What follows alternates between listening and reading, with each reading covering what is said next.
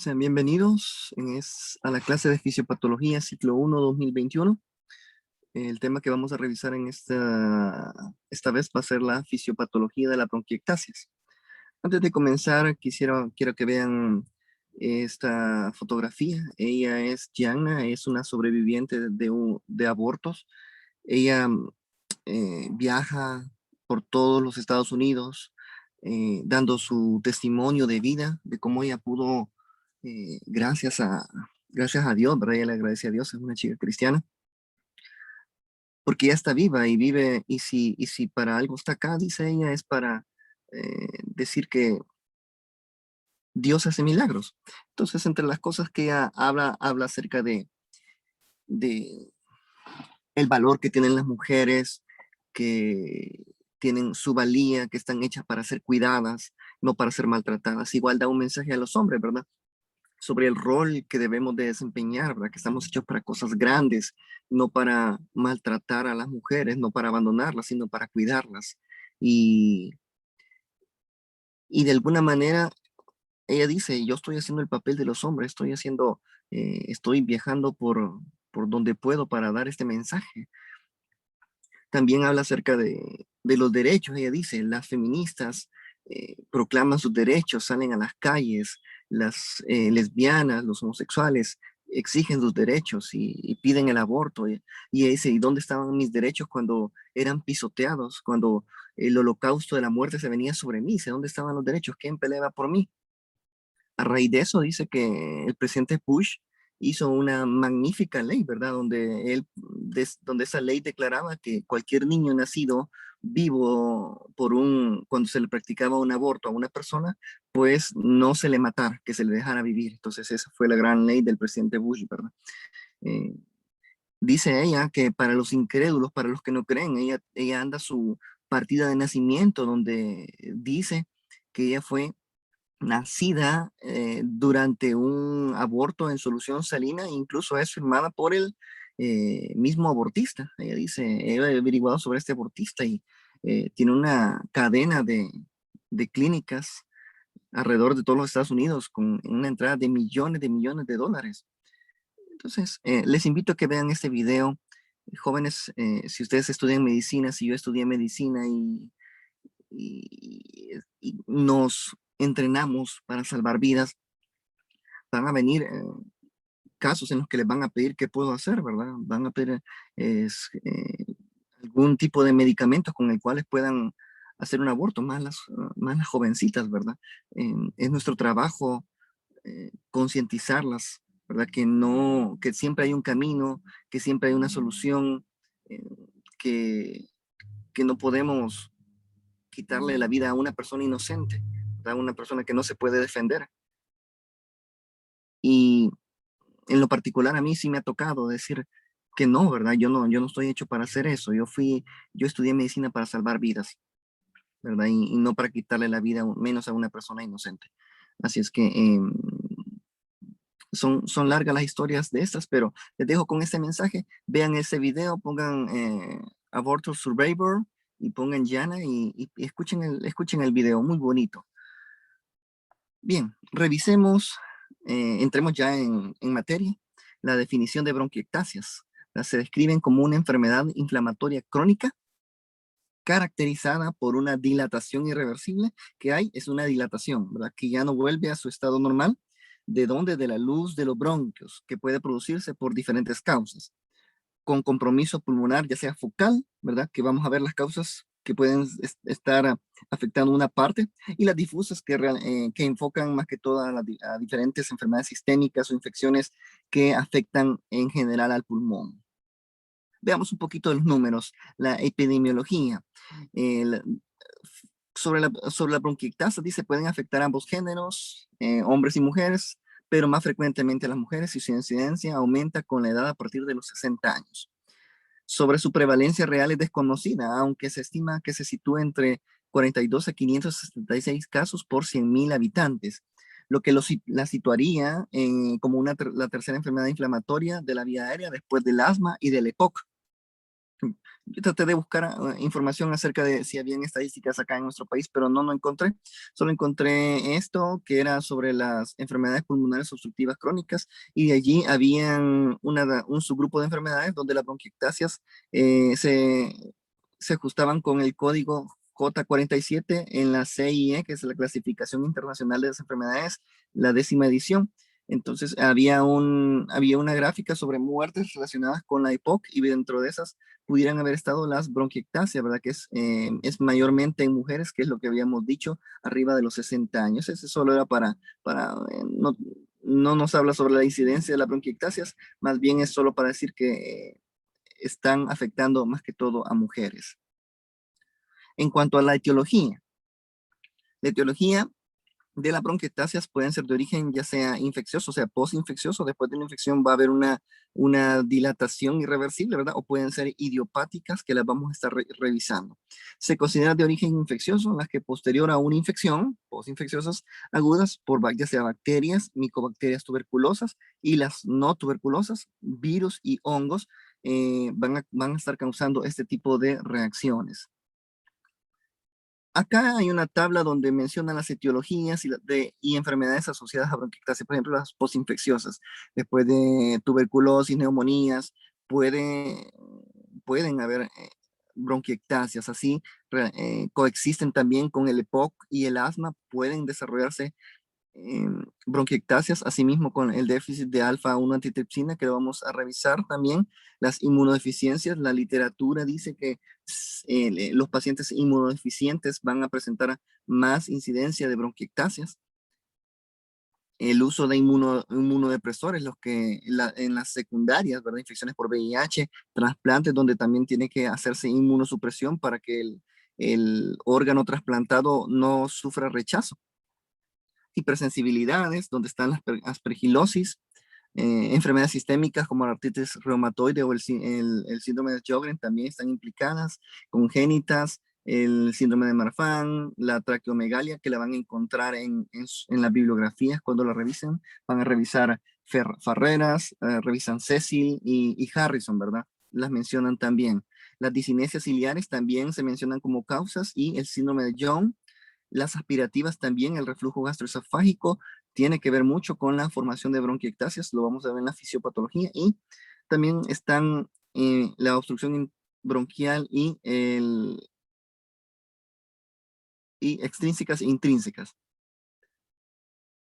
y otras enfermedades donde están las amiloidosis. Hablemos sobre la fisiopatología. El mecanismo citado, dice, más a menudo para la bronquiectasia infecciosa es la hipótesis del círculo vicioso, que lo vamos a estar revisando en un esquema para que lo podamos ver bien, donde la susceptibilidad a la infección, o sea, y la limpieza mucociliar, esos dos factores van a estar relacionados con el desarrollo de las bronquiectasias, permiten la colonización del árbol bronquial. Acá tenemos una lámina donde vamos a revisar las alteraciones eh, por compresión extrínseca. Veamos los tumores parenquimatosos, ¿verdad? Los que se forman alrededor pero por fuera, ¿verdad? O adenopatías, ganglios que estén creciendo, que pueden de alguna manera alterar la luz bronquial y asimismo el epitelio bronquial, van a poder estar generándonos bronquiectasias. En cuanto a las causas intrínsecas, ¿verdad? En esas vamos a poder mencionar también tumores de las vías respiratorias. También podemos mencionar la entrada de cuerpos extraños que puedan estar alterando el epitelio. Otras pueden ser cicatrices de algunas enfermedades que puedan estar estenosando las vías. También podemos hablar de una atresia, ¿verdad? Por su desarrollo congénito de las vías respiratorias que pudieran estar ocasionando las infecciones recurrentes. Bien, la tuberculosis por micobacterias dan lesiones granulomatosas de las vías respiratorias. Como ya lo hemos visto y revisado en las clases de tuberculosis, se forman los granulomas, ¿verdad? Que la célula al no poder deshacerse de la célula invasora, no poder fagocitarla, pues las engloban en un círculo donde se llama granuloma, y estas pueden estar afectando el epitelio, ¿verdad? Hay una lesión ística que va a impedir la función de los cilios que tapizan los bronquios. Las infecciones infantiles como la tosferina, que aquí ya no se ven en el país, ¿verdad? Infecciones bacterianas, como las micobacterias no tuberculosas, pueden provocar una lesión permanente. Se dice que las micobacterias no tuberculosas van a estar afectando más que todo el lóbulo medio derecho y la língula en personas blancas, mujeres blancas, van a estar siendo más afectadas, y donde vamos a poder ver también, ya sea en la radiografía o en esta imagen de TAC, el signo del árbol en brote, ¿verdad? Que nos va a ser un fuerte indicativo de que se están desarrollando bronquiectasias. La inflamación crónica y la ocupación de tapones en la aspergilosis, que ya la habíamos mencionado, va a darnos la imagen en dedo de guante en una radiografía simple, ¿verdad? Entonces, estas van a obstruirse, y pues se le dio ese nombre asemejando que esos tapones de moco parecían los dedos de un guante, ¿verdad? Las alteraciones crónicas del mecanismo deglutorio o disfunción esofágica. Recordemos de que cuando hay un reflujo gastroesofágico, hay una regurgitación del contenido gástrico, que si existe una disfunción al cerrarse la epiglotis, pudiera pasarse el líquido, el ácido gástrico a las vías respiratorias, ¿verdad? Lo que ocasionarían tos en exceso, ¿verdad? Eso sería algo bastante serio, ¿verdad? En cuanto a sacar esas secreciones de nuestro árbol bronquial que podrían causar daño. Pero no solamente puede ser la aspiración directa del ácido, pueden ser de partículas que puedan estar ingresando y que puedan ser más discretas y pudieran estar lesionando también el epitelio bronquial y causar alteraciones crónicas, ¿verdad? Que pudieran estar facilitando las infecciones y la inflamación.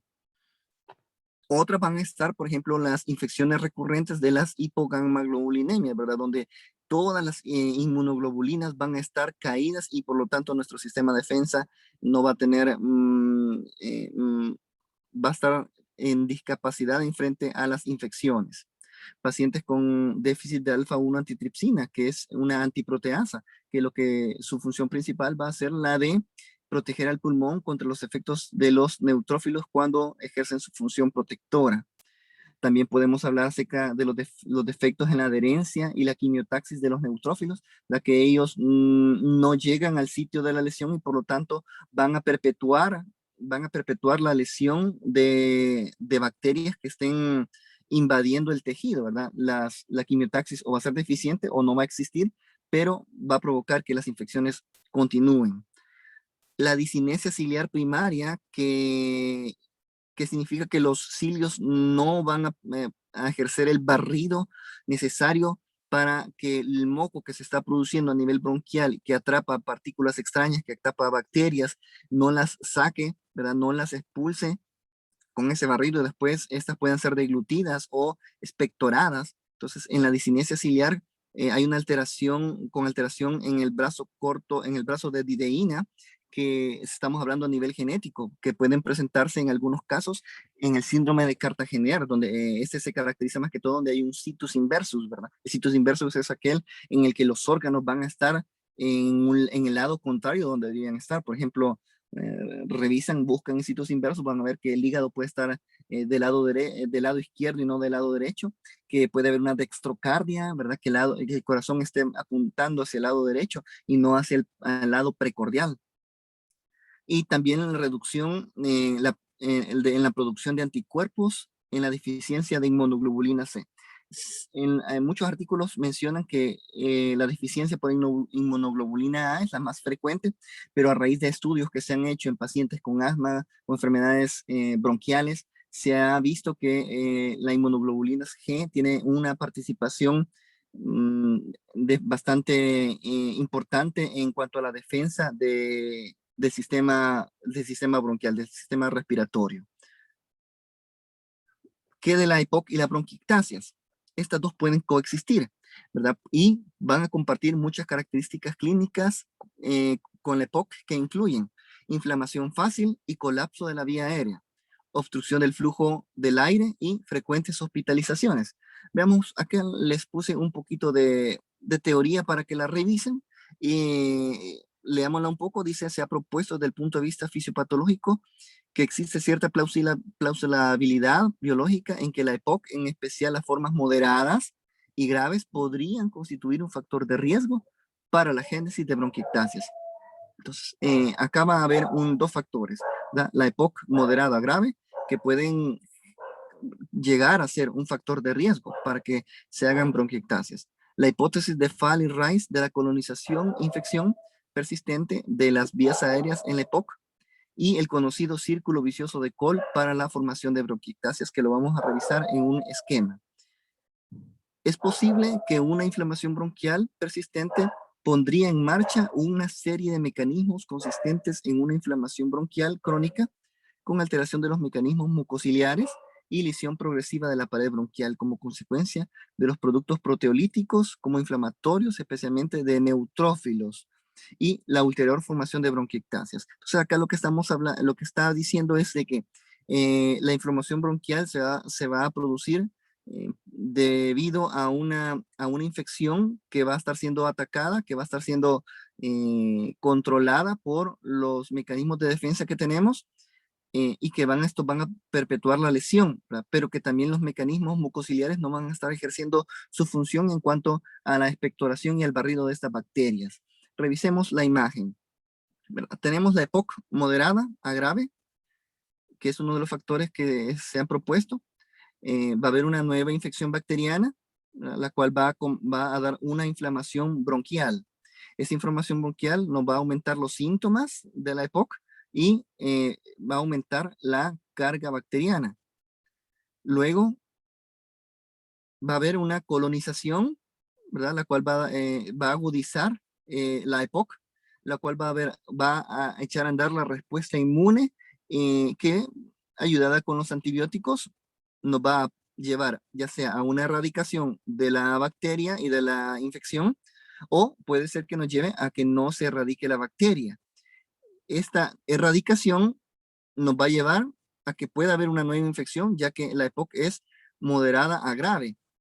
En el caso de que no sea erradicada, la infección va a ser persistente. Y aquí donde tenemos al círculo vicioso de Kohl para la formación de bronquiectasias, donde cada una de estos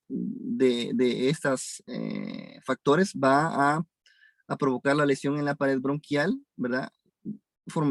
Dando la formación de bronquiectasias. Por ejemplo, la inflamación bronquial persistente, productos líticos bacterianos, productos enzimáticos inflamatorios y la lesión escalera de la mucociliar, ¿verdad? Una lesión del epitelio. Entonces acá tenemos el círculo vicioso y la teoría de Fall en la colonización, infección de la crónica de la EPOC.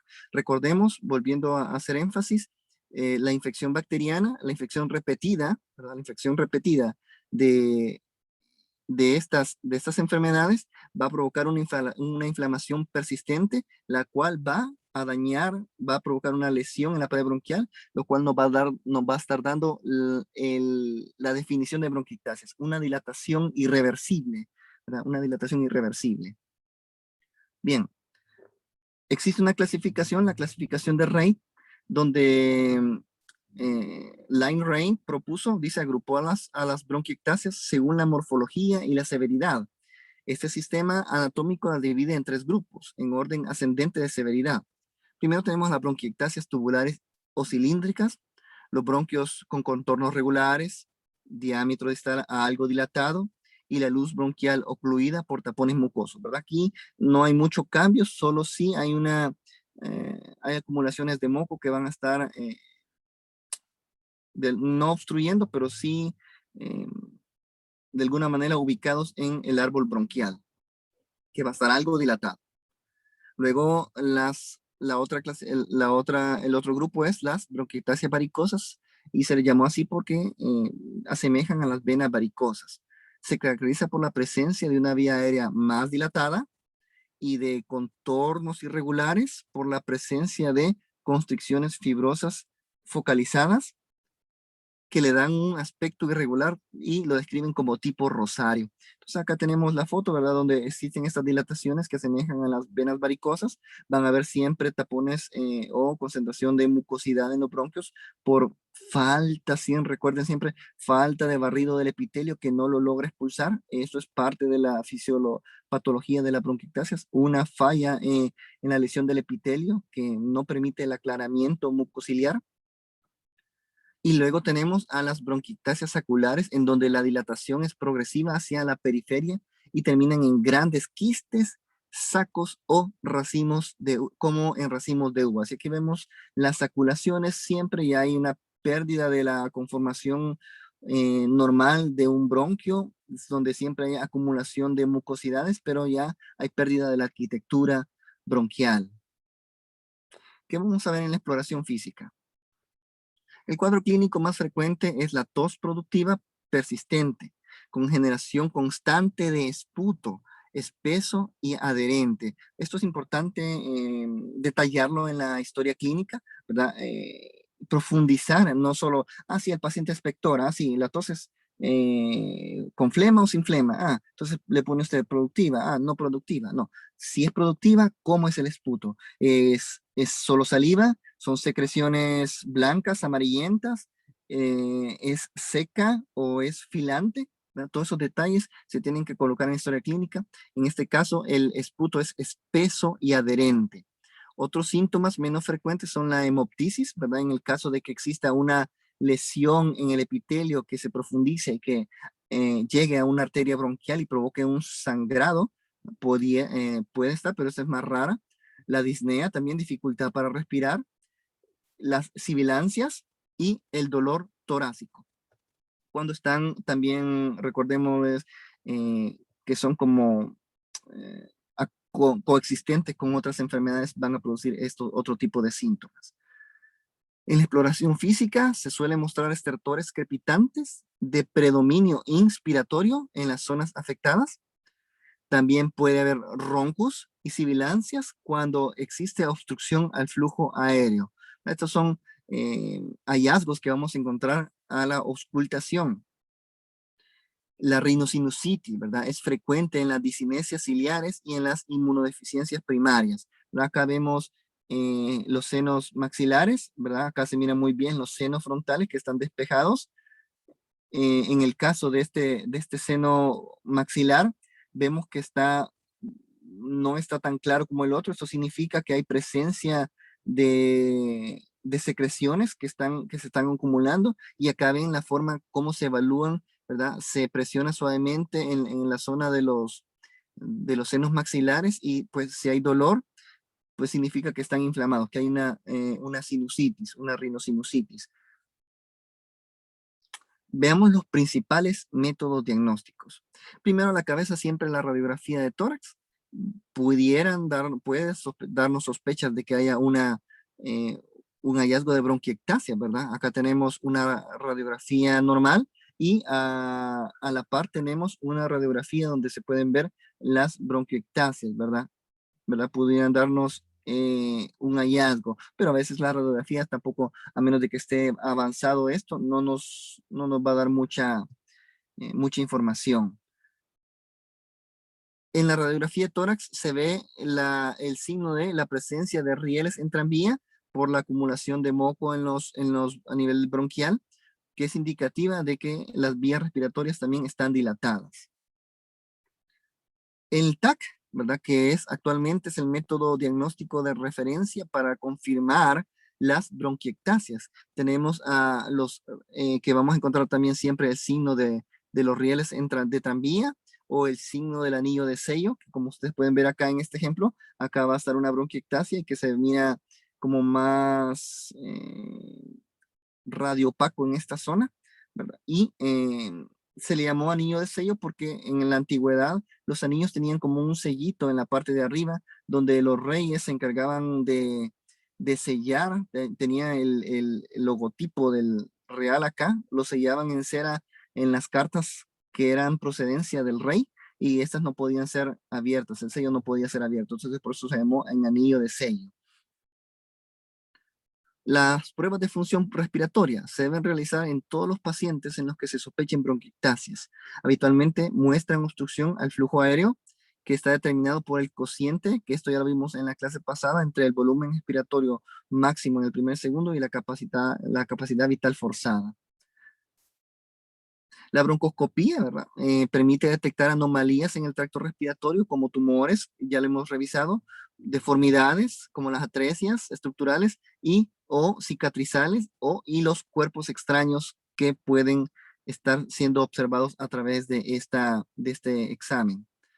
El cultivo también de esputo y el lavado broncoalveolar son importantes, ¿verdad? Cuando no se dispone de esputo expectorado, para evaluar las complicaciones infecciosas de la bronquiectasia, hacemos un lavado broncoalveolar, ¿verdad? Que dando, eh, nos va a estar dando los resultados de las bacterias o los microorganismos que estén involucrados en las infecciones repetidas de las vías aéreas pues se hace un antibiograma y nos dice cuáles son los antibióticos a los cuales son sensibles o a los cuales son resistentes las bacterias y poder darle un tratamiento óptimo a las personas.